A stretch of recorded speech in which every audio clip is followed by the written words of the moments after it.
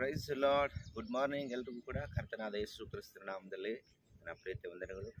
ಪ್ರೀತಿಯುಳ್ಳ ದೇವ ಜನರೇ, ಈ ಮುಂಜಾನೆಯಲ್ಲಿ ದೇವರ ವಾಕ್ಯವನ್ನು ನಾವು ಧ್ಯಾನ ಮಾಡೋಣ. ಕಳೆದ ದಿನ ನೀವು ದೇವರ ವಾಕ್ಯವನ್ನು ಕೇಳಿಸ್ಕೊಂಡಿದ್ದೀರಿ. ದೇವ ಸೇವಕರು ಪಾಸ್ಟರ್ ಜೇಮ್ಸ್ ಅವರು ನಿನ್ನೆ ದಿನ ವಾಕ್ಯವನ್ನು ಹಂಚಿಕೊಂಡಿದ್ದಾರೆ.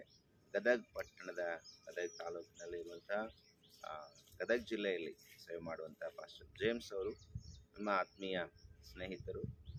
ಅವರು ಎಳವತ್ತಿ ಪ್ರಾಂತ್ಯದಲ್ಲಿ ಸೇವೆ ಮಾಡ್ತಿದ್ದಾರೆ. ಅವರು ನಿನ್ನೆ ದಿನ ಸಂಧಿಸಿದಾಗ ದೇವರ ವಾಕ್ಯವನ್ನು ಹಂಚಿಕೊಂಡಿದ್ದಾರೆ. ದೇವರಿಗೆ ಸ್ತೋತ್ರ. ಈ ಒಂದು ಮುಂಜಾನೆಯಲ್ಲಿ ಕೂಡ ನಾವು ದೇವರ ವಾಕ್ಯವನ್ನು ಧ್ಯಾನ ಮಾಡೋಣ.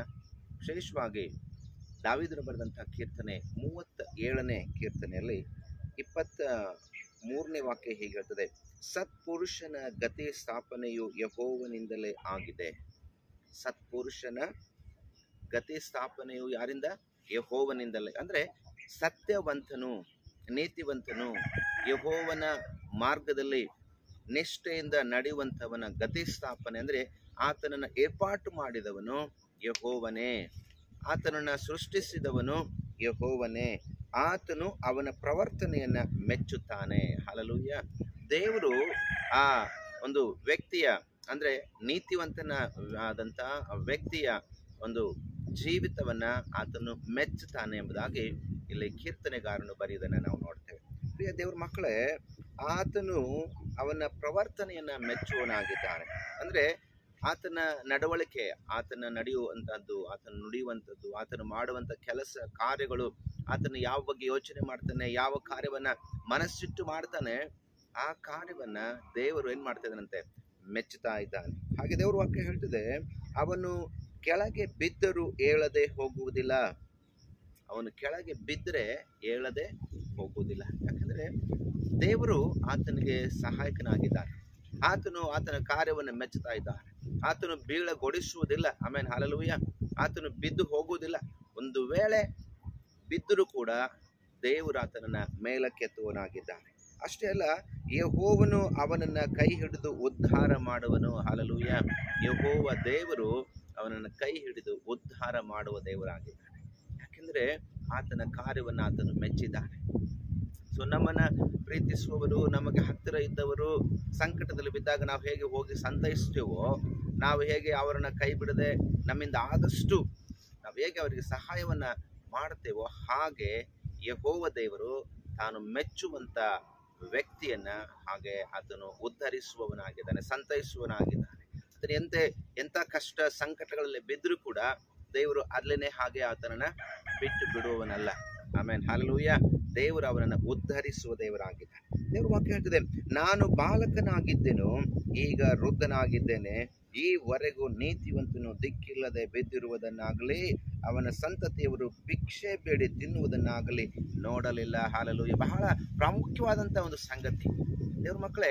ಇಲ್ಲಿ ನೀತಿವಂತನ ಕುರಿತಾಗಿ ದೇವ್ರ ವಾಕ್ಯ ಹೇಳ್ತದೆ.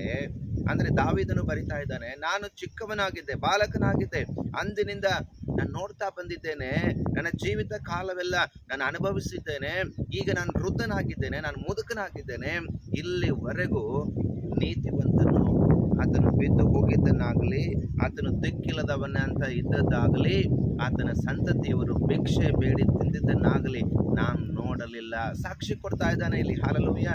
ನೀತಿವಂತನು ಎಂದಿಗೂ ಕೂಡ ಏನಾಗುವುದಿಲ್ಲಂತೆ? ಬಿದ್ದು ಹೋಗಲಿಕ್ಕೆ ಸಾಧ್ಯವಿಲ್ಲ. ಆತನು ದೇವರು ಆತನನ್ನು ಕೈ ಬಿಡೋದಿಲ್ಲ, ಆತನನ್ನು ಉದ್ಧರಿಸ್ತಾನೆ. ಅಷ್ಟೇ ಅಲ್ಲ, ಆತನ ಸಂತತಿಯನ್ನು ಕೂಡ ಉದ್ಧರಿಸುವನಾಗಿದ್ದಾನೆ. ಹಲ್ಲೆಲೂಯಾ. ದೇವರಿಗೆ ಸ್ತೋತ್ರ.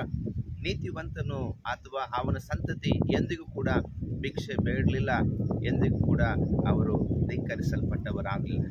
ದೇವರೇ ಅವರಿಗೆ ಹತ್ತಿರವಿದ್ದು, ಯೆಹೋವನೇ ಅವರಿಗೆ ಜೊತೆಯಲ್ಲಿದ್ದು ಅವರನ್ನು ಉದ್ಧರಿಸುವ ದೇವರಾಗಿದ್ದಾನೆ. ಈ ಮುಂಜಾನೆಯಲ್ಲಿ ದೇವ್ರ ಮಕ್ಕಳೇ, ದೇವ್ರ ವಾಕ್ಯವನ್ನು ಕೇಳಿಸ್ಕೊಳ್ಳುವಂಥ ನಿಮ್ಮನ್ನು ಕೂಡ ದೇವರು ಇವತ್ತು ಬಲಪಡಿಸುವಂಥದ್ದೇನೆಂದರೆ, ನೀತಿವಂತನಾಗಿದ್ದಾದರೆ ಖಂಡಿತವಾಗಲೂ ದೇವರು ನಿನ್ನನ್ನು ಉದ್ಧರಿಸುವನಾಗಿದ್ದಾನೆ. ನಿನ್ನನ್ನು, ನಿನ್ನ ಸಂತತಿಯವನ್ನ ಆತನು ವಿಶೇಷವಾದ ರೀತಿಯಲ್ಲಿ ಆಶೀರ್ವದಿಸುವನಾಗಿದ್ದಾನೆ. ಎಂದಿಗೂ ಕೂಡ ನಿನ್ನ ಕದಲುವುದಿಲ್ಲ, ಎಂದಿಗೂ ಕೂಡ ನಿನ್ನನ್ನು ದೇವರು ಧಿಕ್ಕರಿಸುವುದಿಲ್ಲ, ಎಂದಿಗೂ ಕೂಡ ನಿನ್ನನ್ನು ಕೈ ಬಿಡಲಿಲ್ಲ. ಹಲ್ಲೆಲೂಯಾ. ನೀತಿವಂತನಾಗಿರುವಂಥ ನಿನ್ನನ್ನು, ಶಿಷ್ಟನು ಸತ್ಪುರುಷನು ಆಗಿರುವಂಥ ನಿನ್ನನ್ನು ಆತನು ಉದ್ಧರಿಸುವನಾಗಿದ್ದಾನೆ. ಆತನಿಗೆ ದುಷ್ಟರ ಮೇಲೆ ಬಹಳ ಪ್ರೀತಿ ಇದೆ. ದುಷ್ಟರು ಕೂಡ ದೇವರನ್ನ ಕಂಡುಕೊಳ್ಬೇಕೆನ್ನುವಂಥದ್ದು ಆತನಿಗೆ ಇಷ್ಟ. ಆದರೆ ದುಷ್ಟರು ದೇವರ ಕಡೆಗೆ ತಿರುಗದೆ ದೇವರಿಂದ ದೂರವಾಗಿ ಹೋಗ್ತಾ ಇದ್ದಾರೆ. ನೀತಿವಂತರನ್ನು ರಕ್ಷಿಸುವುದಕ್ಕಾಗಿ ಯೇಸು ಸ್ವಾಮಿ ಬಂದಿಲ್ಲ, ದುಷ್ಟರನ್ನ ರಕ್ಷಿಸುವುದಕ್ಕಾಗಿ, ಪಾಪಿಗಳನ್ನ ಪ್ರೀತಿಸುವುದಕ್ಕಾಗಿ ಯೇಸು ಕ್ರಿಸ್ತನ ಲೋಕಕ್ಕೆ ಬಂದಿದ್ದಾರೆ. ಆದರೆ ಈ ದಿನ ದೇವರು ಆತನ ಉದ್ದೇಶವನ್ನ ಮನುಷ್ಯರ ಮಧ್ಯದಲ್ಲಿ ಏರ್ಪಾಟು ಮಾಡಿದ್ದಾನೆ. ಆದರೆ ಮನುಷ್ಯರದ ನಾವು ಅರ್ಥ ಮಾಡ್ಕೊಳ್ತಾ ಇಲ್ಲ. ದೇವ್ರ ಮಕ್ಕಳ ವಾಕ್ಯ ಕೇಳಿಸ್ಕೊಳ್ಳುವಂತ ನೀವು ಇವತ್ತು ದೇವರ ಚಿತ್ತವನ್ನ, ಆತನ ಉದ್ದೇಶವನ್ನ ಅರ್ಥ ಮಾಡಿಕೊಂಡು ನೀವು ನೀತಿವಂತರಾಗಿ ನಡೆಯುವುದಾದರೆ ದೇವರು ನಿಮ್ಮನ್ನ ಉದ್ಧರಿಸುವನಾಗಿದ್ದಾನೆ. ಹಾಗಾಗುವಂತೆ ನಾನು ಕೂಡ ಪ್ರಾರ್ಥನೆ ಮಾಡ್ತೇನೆ. Praise the Lord. ಪ್ರಾರ್ಥನೆ ಮಾಡಿ ನಾವೆಲ್ಲರೂ ಕೂಡ ನಮ್ಮನ್ನು ಬಹಳವಾಗಿ ಪ್ರೀತಿ ಮಾಡಿದ ಪರಲೋಕ ದೇವರೇ, ಒಳ್ಳೆ ಸಮಯಕ್ಕಾಗಿ ಸ್ತೋತ್ರ. ಕರ್ತನೆ, ವಿಶೇಷವಾಗಿ ದೇವರೇ ಈ ದಿನ ವಾಕ್ಯವನ್ನು ಕೇಳಿಸಿಕೊಂಡಂತೆ ಎಲ್ಲರನ್ನೂ ಕೂಡ ದಿನ ಆಶೀರ್ವಾದ ಮಾಡಿ ಕರ್ತನೆ, ಸತ್ಪುರುಷರಾಗಿ ನಿನ್ನ ಸಮ್ಮುಖದಲ್ಲಿ ನಡೆಯುವ ಹಾಗೆ ಸಹಾಯ ಮಾಡಬೇಕು. ಅನೀತಿವಂತರಾಗದಂತೆ ನೀತಿವಂತರಾಗಿ ಜೀವಿಸುವ ಕೃಪೆ ಕೊಡ್ರಿ ಕರ್ತನೆ. ಉದ್ಧರಿಸುವ ದೇವರು ನಿನ್ನನ್ನು ಮೆಚ್ಚಿಸಲಿಕ್ಕಾಗುವಂತೆ ನಮಗೆ ಕರ್ತನೆ ಸಹಾಯ ಮಾಡಿ. ನಜರೇತಿನ ಯೇಸುವಿನ ನಾಮದಲ್ಲಿ ಬೇಡಿಕೊಳ್ತೀವಿ ನಮ್ಮ ತಂದೆ, ಆಮೆನ್. Price the lord. ದೇವ್ರ ಮಕ್ಕಳೇ, ದೇವರು ನಿಮ್ಮನ್ನು ಆಶೀರ್ವಾದ ಮಾಡಲಿ. ವಿಡಿಯೋಗಳನ್ನು ಅನೇಕರಿಗೆ ಶೇರ್ ಮಾಡಿ. Thank you. Praise the lord.